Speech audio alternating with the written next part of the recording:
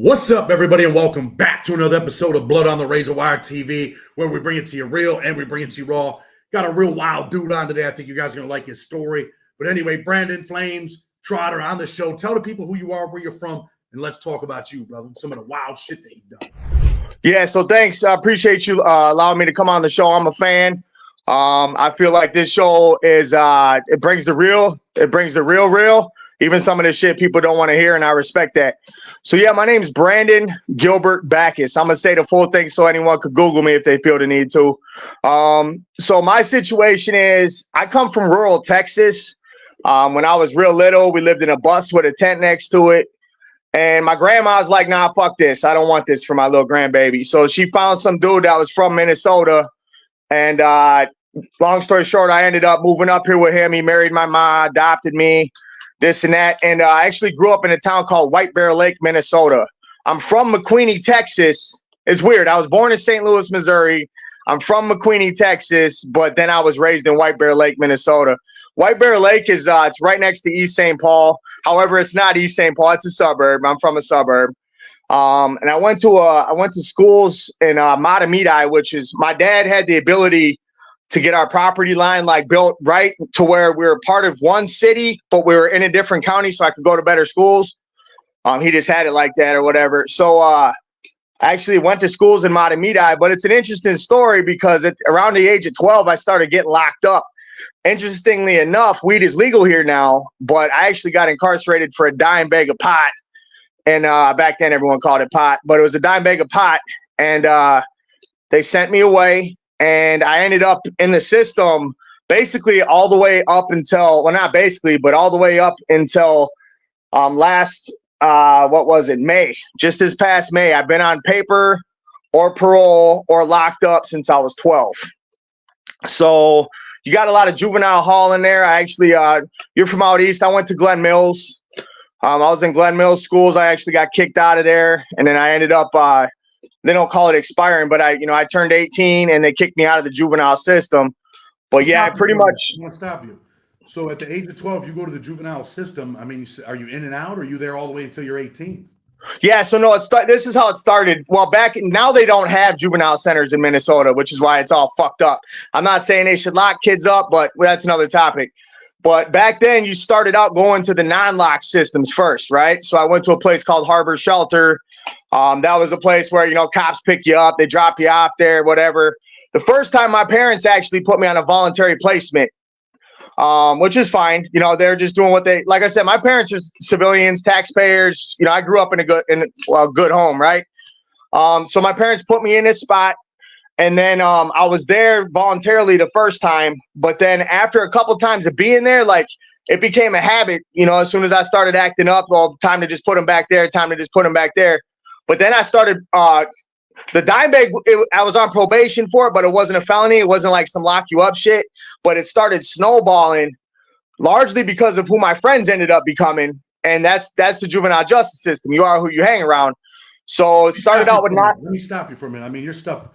I mean, it spirals all the way to the point where you're at a halfway house and you run into a Chosky, and you light the Chosky up with some grease. But we'll get to that story in a minute.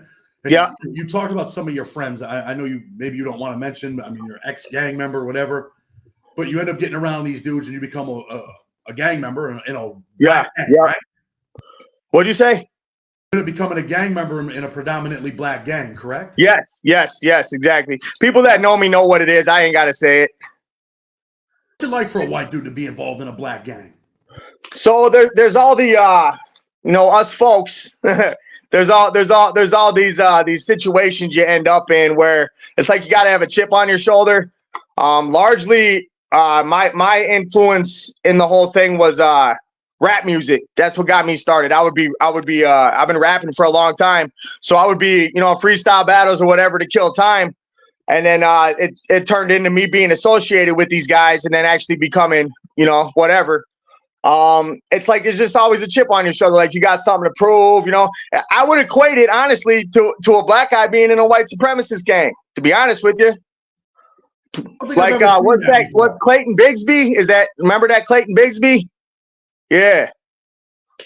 I never seen it in real life where a black dude was in a white supremacist gang. But I'm saying it's kind of close, bro. It can be. I'm not saying everybody's like that. I got a lot of really good friends, right? A lot of really good brothers. There's always just a couple of them that are like, oh, well, you're white. You ain't from Chicago, blah, blah, blah. But, it's whatever. It's like hazing. It just never stops. So eventually you make it to state prison. What's the state prison like over there in Minnesota? I know I read some articles about the conditions. It was really twisted. I mean, is there violence in Minnesota? Because a lot of people think there's violence in Minnesota. They said that there's not. People would think that, right? When I think of Minnesota before George Floyd, I thought of snow, ice, skating, hockey, a bunch of white people. I mean, that's what I thought. And obviously I'm wrong. But tell us about it. So no, that's a good question. So Minnesota, we have a lot of prisons here. All right. So your mediums, they're not really shit. You got your mediums, that's Lino, Moose Lake, and Faribault.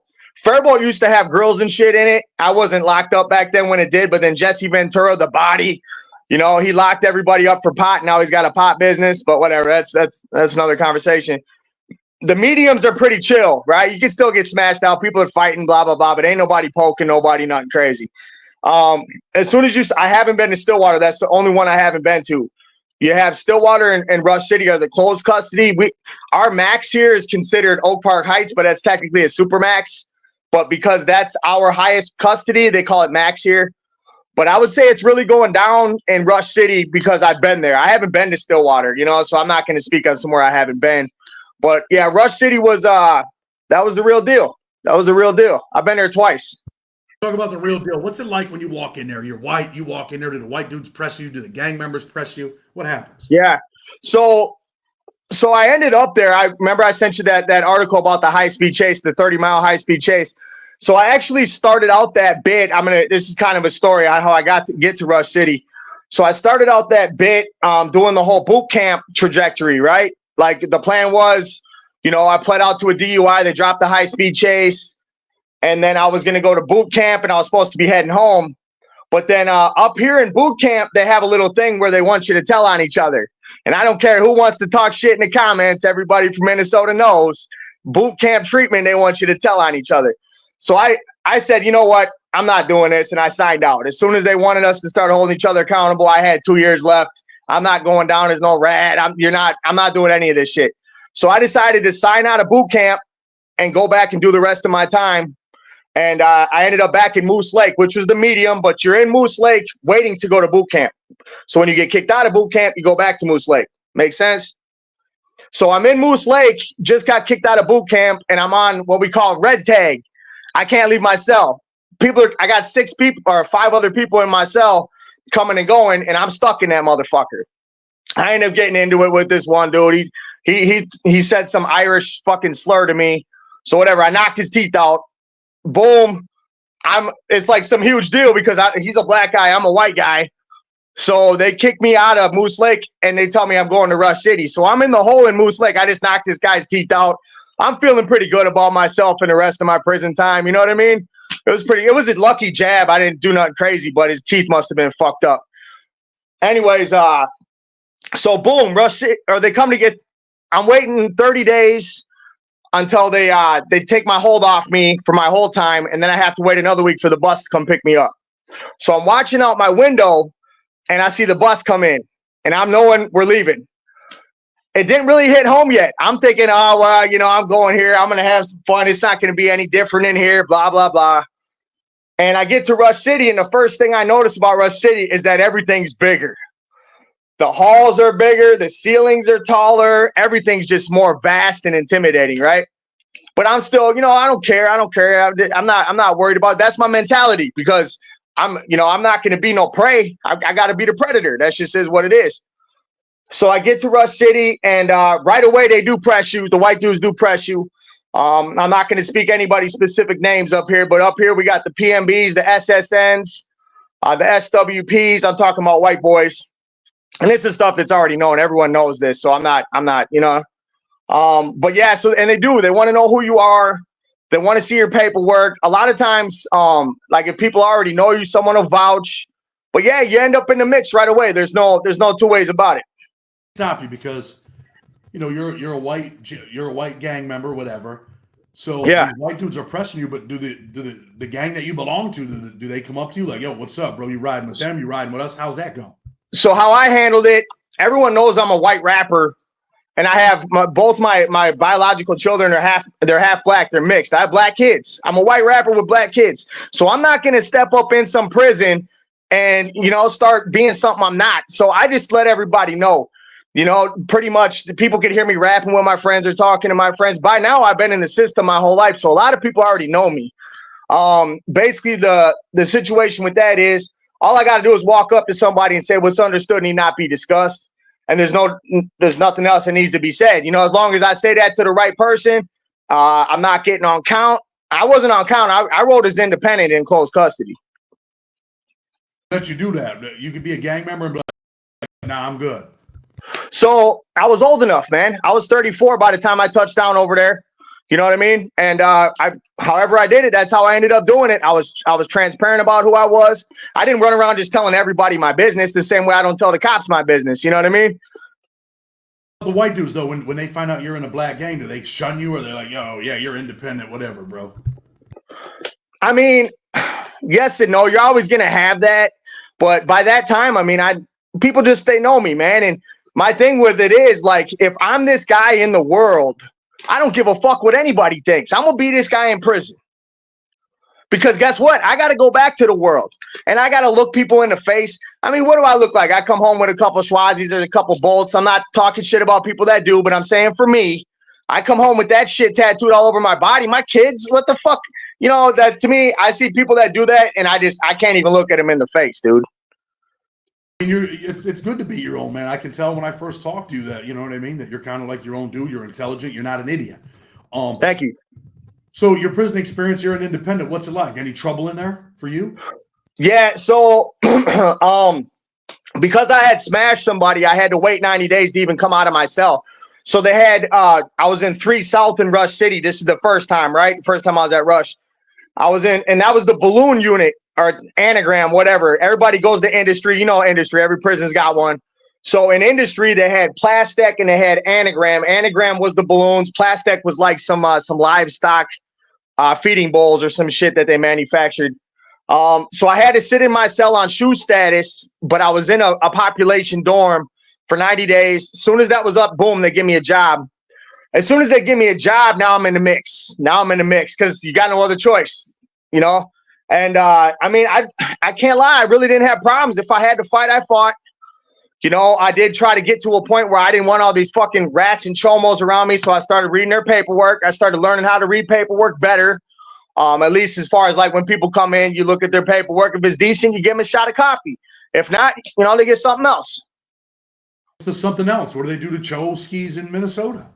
So at that point in time, in 3 South, we had. So did I send you that picture of Rush City? It's all K buildings, right? So you had 3 South, you had Complex 3, you got South, and you got North.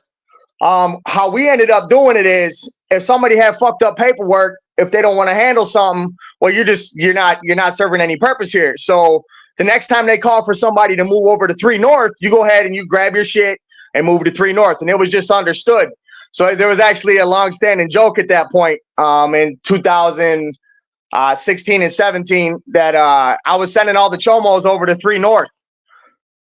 So pretty much, anybody who was, because they were taking all my buddies at first, because the guys over there were doing a lot of time. So I said, all right, I played a little joke, and I just sent them like 10 chomos in a row. So they're not really beating the chos up; they're letting them leave without violence. But they get beat up, but a lot of time they're just doing what they're supposed to. They're kicking in. They're serving some purpose. And if they don't want to do anything, then they got their own unit called 2 West. 2 West is, I hear you guys talk a lot about special needs and the schmoo or whatever. You know what I mean? That would be like our equivalent to that. 2 West is where like the people who get like or who have like mental deficiencies, they get free TVs and shit, and they put them all in the same unit. It's called 2 West. They go over to 2 West. It's kind of like locked down. They don't really want to be there. They'd rather pay most of them and stay in the regular unit. Exactly. Yeah, and it's. The culture did kind of shift where, they started like the staff started threatening like they were going to, give people hate crime charges and this and that for smashing them out. So they started getting comfortable. So it became kind of a thing where some people had to kind of finesse the situation. You know how it goes. So that's your first bid, right? How much time do you do total on that first bid? I did 34 months. 34 months, you get out of prison. What's your plans when you get out of prison? I'm gonna be the best criminal I can be. You didn't At have that any point, goal of getting your life no, I'm together? not even gonna bullshit you. Because by then I'm figuring, well, there's no way I'm coming back to society and they're gonna just accept me. You know, I've been on this trajectory long enough. I might as well just be the best possible criminal I could be. That was my thinking. You know what I mean? I got out when I was 34. I'm sorry, I went in when I was 31. I got out when I was 34. And when I got out, yeah, that was my mentality, man. I'm gonna be the best outlaw I can be. Do you catch a new case? Yep. yeah, I caught a new one. I actually caught a couple new ones. The most notable one, honestly, I can't even tell you. The most notable one after that was I found out I had cancer. I don't think I even told you this part, but I found out I had cancer on my kidney. So I'm thinking I'm dying, and the cops get behind me, and I'm on this. They have a conditional release for DUIs up here. I'm on conditional release for this DUI, and I know this. If I pull over, I'm going back to prison for a long fucking time. So I just start running every stoplight, running every stop sign, going against traffic, and I lose them. A week later, the same thing happens. Cop gets behind me, or actually, I don't even wait for him to get behind me this time. I think they're just looking for me. So I just hit the gas right away as soon as I see a cop, and I lose them again. And then about a week later, they end up picking me up, and I was in a situation where I either had to plead guilty to it right then, tell them, look, I was driving, or they're going to take me and my wife. I love you, baby. They're going to take me and my wife both to jail, and the car was in her name, or the truck was in her name. So I had to take the charges, man. I had to, because if not, they were going to take my wife to jail. They had her in the back seat and everything. I said, all right, it was me. And they actually brought her home. You know, fuck the police, but they did bring her home. And so that was, yeah, so that was up here. High-speed chases aren't violent crimes. So I got, 17 months? Something like that, 13, 17 months, whatever the guidelines were. I haven't had any downward departure since I've been an adult. So let's talk about this. You end up doing your time. You get out. You're in a reentry house or a halfway house, right? Yeah. So I didn't just get out and go to the halfway house. I had been out for a little bit, but because I'm on this conditional release with my parole agent, that shit's 5 years long, right? So I had to go do all my time, and then I'm still on parole for 5 years, basically.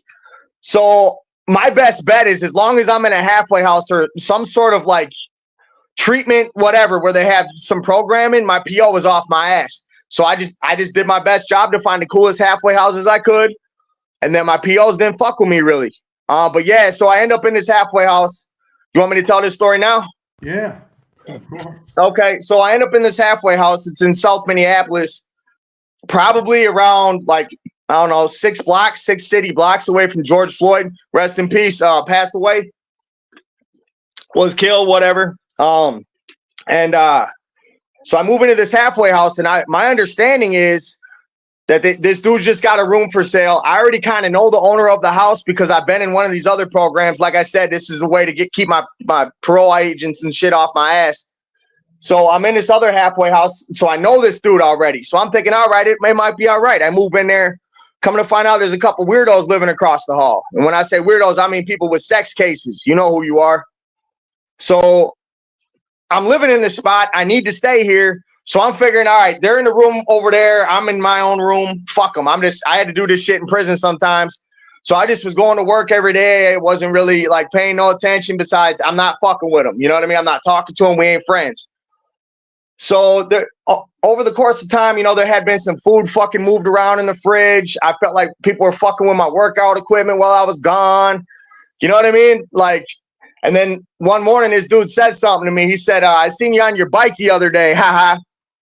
And I'm thinking, you see me like my pedal bike, because I got DUIs. I'll never get a driver's license ever again. Ever.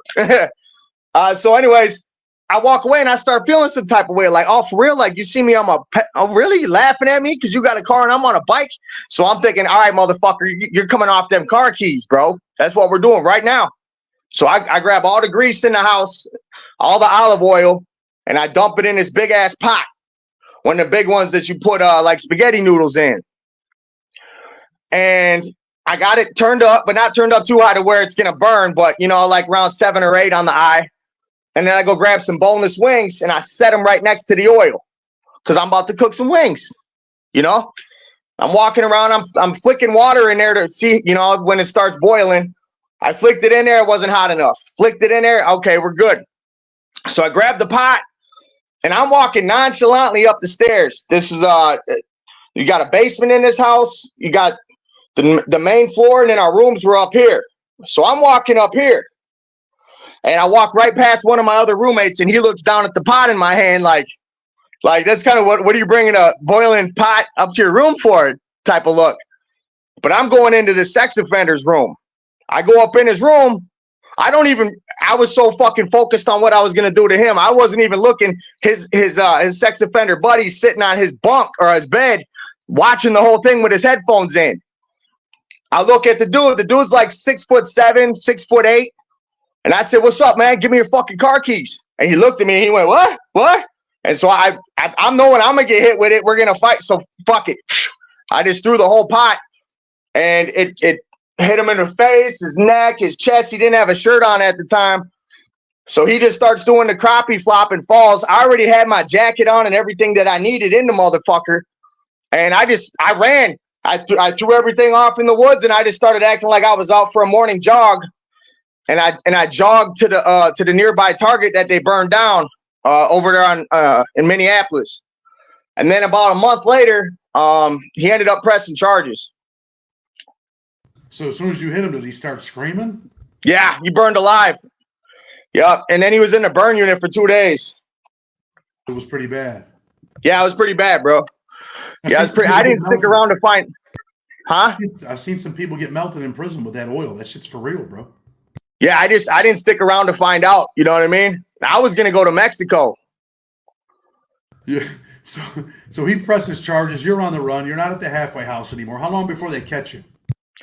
So it was the kind of thing where everybody knew this dude was a horrible sex offender. I think even the cops did, right? So my PO even knew he was a fucking sex offender. And by now I've been on parole for a few years. So the dude ain't my friend, but you know, Chris Lanou, everyone up here kind of knows him. He's a decent guy for a badge wearer. You know what I mean? Like he ain't out to fuck you. And there hadn't been any charges pressed yet. So Chris is like, okay, well, you know, if you don't have charges pressed yet, I mean, I'm not going to violate you. So as soon as they violated me, he gave me time to turn myself in. And I actually, I didn't turn myself in. They picked me up. And then I bailed out and I fucked up on bail. And then at that point, I just said, fuck it, let's just go do the time. What time did they give you for lighting up the Choski? 26 months. Bottom of the box. 20. I mean, you would think you'd get a whole lot more for that, right? Yeah, that's what I'm saying. I feel like everybody knew how bad of a chomo this dude was. But he had to hit me with a 3rd-degree assault.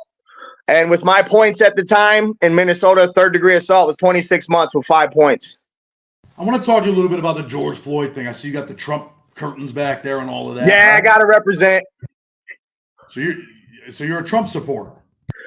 I'm a super Trump supporter once he got shot in the head and stood up pumping his fist. Motivated the people, huh? Yeah. I'm fucking with the felon that got shot. Okay. So let me ask you a little bit about the George Floyd thing, right? Yeah, go ahead. I know they sent some ex-gang members into Minneapolis trying to go into the community. You were down there for all of that, right?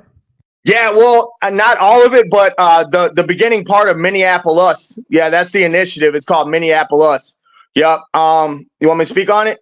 I want to ask you a couple questions. What was it like over there? I mean, were people trying to? I mean, you're a white gang member, ex-gang member, whatever. I mean, yeah. Were you able to walk into those communities?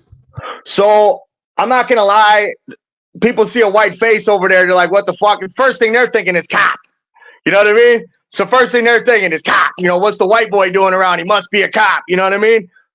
So like I had a core group of dudes that I fuck with. Shout out to Strength Group. That was the name of our core group. It's called Strength Group. And Strength Group, we're not affiliated with nothing. We're just here to try to help the community. You know what I'm saying? And because of those affiliations, people kind of were like, well, if he's gonna be here, he must be here for a reason. But yeah, I caught a lot of bullshit for that. Even though I got black kids and I'm trying to just help out. You know, I'm trying to make the world a better place for my kids is the idea. You know what I'm saying? But yeah, I caught some bullshit. What was the violence like over there? Were they trying to hit you with shit, stuff like that, or just No, nothing like that. It's just looks and not understanding what the deal is. You know what I'm saying? So what are you doing over there in the community? Talking to people, giving out food? What are you doing?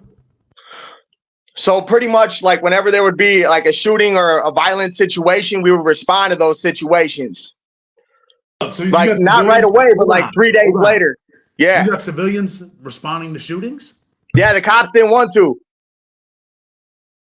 happens when you So respond to a we shooting? wouldn't go straight to a shooting though. We would wait like 3 days. There was like a cool off period, and then we would go over there and we wouldn't be like, yo, who did this? Who did that? We would more just try to like, cool down the temperature was the idea. You guys ain't coming in as the police and arresting people for shootings and shit like that. No, none of that shit, but we're over there to help. You know what I mean? What was the violence like over there? You've seen it firsthand. What was it like? I mean, it was crazy. I don't want to speak on it on here, really, like not in detail. But yeah, it's crazy. Minneapolis is no joke, dude. It's no joke, and St. Paul's no joke either. It's funny, like out of towners. I just want to speak on this one thing. Out of towners, like we get a lot of people from the neighborhood states, think they can come here and fuck around. They find out real quick. Like dudes coming from Chicago think they can come out there, it's soft, and they get lit up. Type shit. You say you don't want to talk about this stuff, right? But I'm going to ask you this, right? Not who or what. Hey, can I get a drink of water? Can we pause? We ain't pausing. We're getting. Go ahead. All right, let me get a water. Go ahead, bro. I'm here. All right. So usually, I thought you had your water with you, but anyway. So you're down there. There's crazy violence. What's one of the wildest things you've seen out there in the community after the George Floyd shit? Something that you've seen like, wow, bro. Something that might have shocked you. So, okay, there was a situation. I don't want to talk on specifics, man. You know what I mean? That's part of. I can't do it, man. Too many people watching this fucking thing. You know what I mean?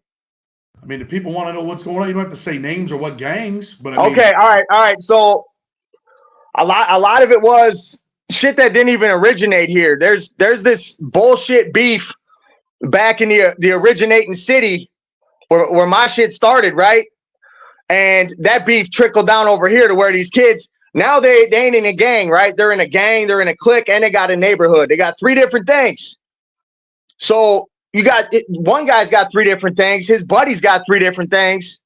So who's doing what? Who's killing who? So it just became a total shit show. And for the most part, it was kids.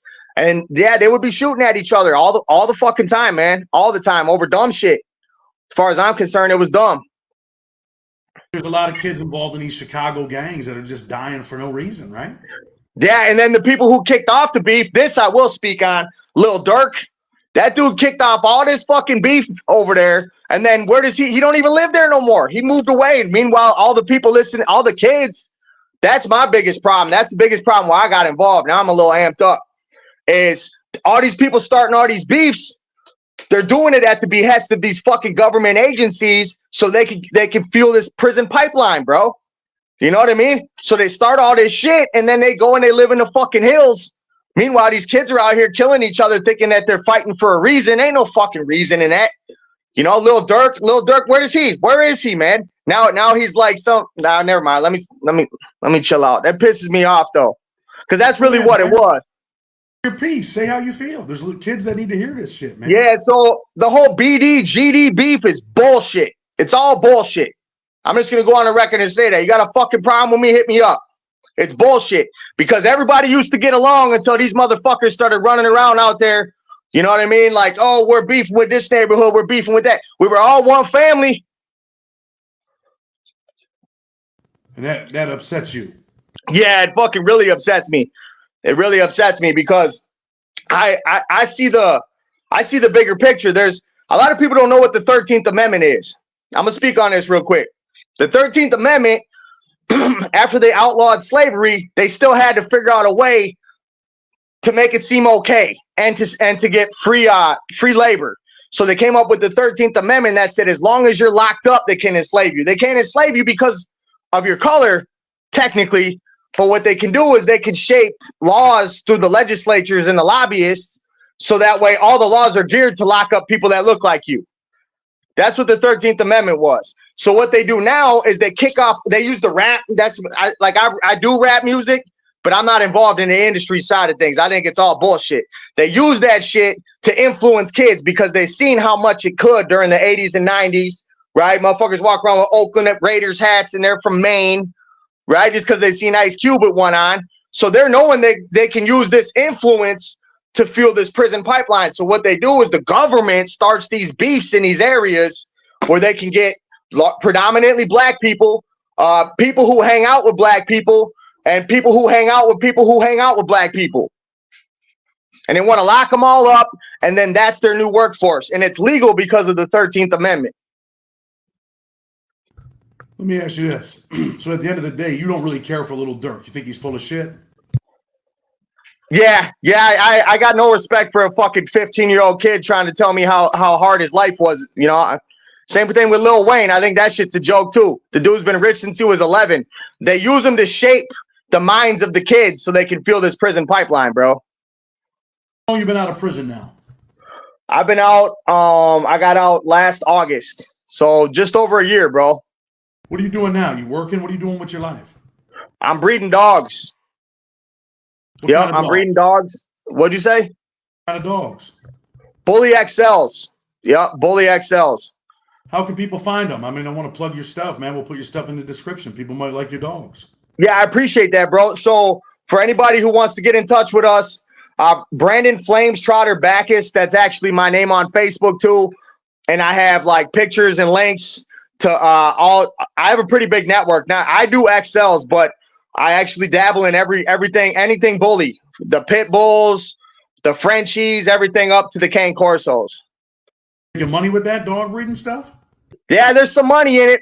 Right now it's not doing too well though, because everybody they got that little money that Trump gave them, and they started buying up all these dogs, and then now all the money's drying up because it's election season. So yeah, it's kind of fucked up right now, but there's a lot of good breeders out here. It's still a good thing, but there's not a lot of money in it. You got to love it. Let me say this, right? Because I've been in prison. I've been around a lot of people. I did a lot of time. I can tell, Brody, you're one of them crazy ass white dudes, right? You always get these white dudes that are like, yo, if you get it, you're with the business, bro. I can tell that you're with you're hype. You're like, yo, it's whatever. And I've been around some dudes like that, man. I mean, I really feel like you're that type of dude. What are you, Irish, you said? Yeah, so I'm Scotch Irish and a little bit of native. How tall are you, man? 5'4". I'm a leprechaun. Oh, you're just a little fella. I'm a leprechaun, yeah. Maybe they might bring the beef to you then, bro. Yeah, well, see, the thing is, though, like, they didn't. I'm just messing with you. And I know you do music, right? I think you did a song. Yeah, I do a little bit of music. Yeah, so me and Matty Boy actually have a project we're working on. Matty Boy's from the Bay Area. Shout out to Matty Boy. We got a project we're working on. It's called Making Gangsters Great Again. Oh shit! I actually interviewed Matty Boy. It was a good interview. I know his mom was secretary for the AB. She was arrested. He had a pretty wild story too. So you're breeding the dogs. You're doing music. Yep. You're out there as an interrupter out there in Minnesota. All that stuff, man. You kind of got a message for kids. I mean, what message would you give to a young GD right now? A young kid that thinks he's 13, 14, following Lil Durk or whoever he's following. He's out there not thinking about consequences, ready to go out and shoot somebody. What message would you give him? Well, I would say that growth and development is supposed to be what it's about. So do something to make your mind grow and develop, your body grow and develop.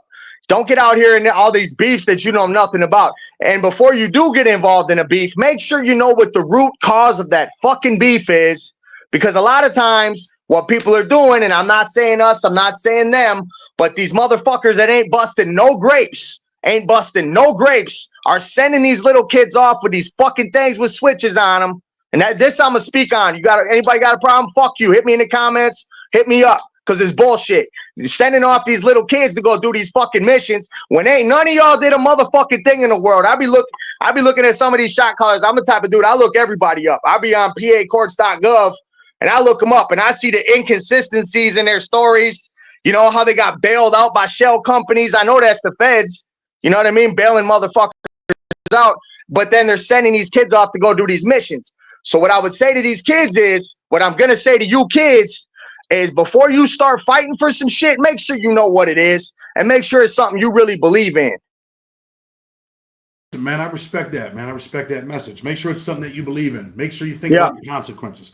But anyway, brother, I appreciate you coming on. We'll put your links in the description. People can check out your dogs. I did check out some of your music. I thought it was pretty good. But Thank anyway, you. again, man, I appreciate you coming on. I'm going to tell people, if you like what we're doing, hit that like button with respect. Blood on the Razor Wire TV. Until tomorrow, we're out.